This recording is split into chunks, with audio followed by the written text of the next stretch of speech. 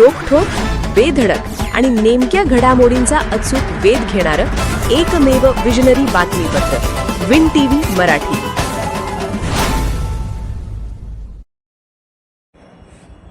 वादळी वाऱ्याचा कहर, लांबूर धनगरवाड्यात घराचे छप्पर उडाले, 4 लाखांचे नुकसान, गावडे कुटुंब उघड्यावर.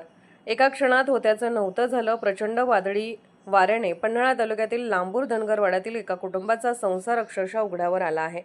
कोलिक परिसरातील लांबूर धनगरवाडा येथील वाघू नाऊ गावडे याच्या घरावर अचानक आलेल्या वादळी वाऱ्याने मोठा तडाखा दिला. वाऱ्याच्या वेगाने घरावरील संपूर्ण खापरांचे छप्पर उडून गेले, तर शेजारील जनावरांच्या गोठ्यावरील पत्राही फुटला. या दुर्घटनेत अंदाजे 4 लाख रुपयांचे नुकसान झाल्याचा प्राथमिक अंदाज व्यक्त करण्यात आलाय. छप्पर उडाल्यामुळे घरातील धान्य, कपडे आणि प्रापंचिक साहित्य पूर्णपणे भिजून खराब झाले. पावसाळ्यासाठी साठवून ठेवलेले सरपण, लाकूड आणि गोटाही भिजल्याने कुटुंबासमोर मोठं संकट उभं राहिलं आहे. गोट्याचेही मोठे नुकसान झाल्याने जनावरे उघड्यावर आली असून त्याचा चाराही पावसात भिजला आहे. त्यामुळे जनावरांचीही आबाळ होत आहे. रोजंदारीवर कष्ट करून उदरनिर्वाह करणाऱ्या गावडे कुटुंबासमोर आता पावसाळा कसा काढायचा असा गंभीर प्रश्न निर्माण झाला आहे.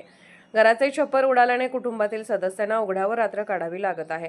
दरम्यान वादळामुळे कोलेक परिसरातील झाडे, उभ्या ऊस पिकाचे मोठे नुकसान झाले आहे. मात्र लांबूर धनगरवाड्यातील गावडे कुटुंबाचे सर्वाधिक नुकसान झाले असल्याचे ग्रामस्थांनी सांगितले.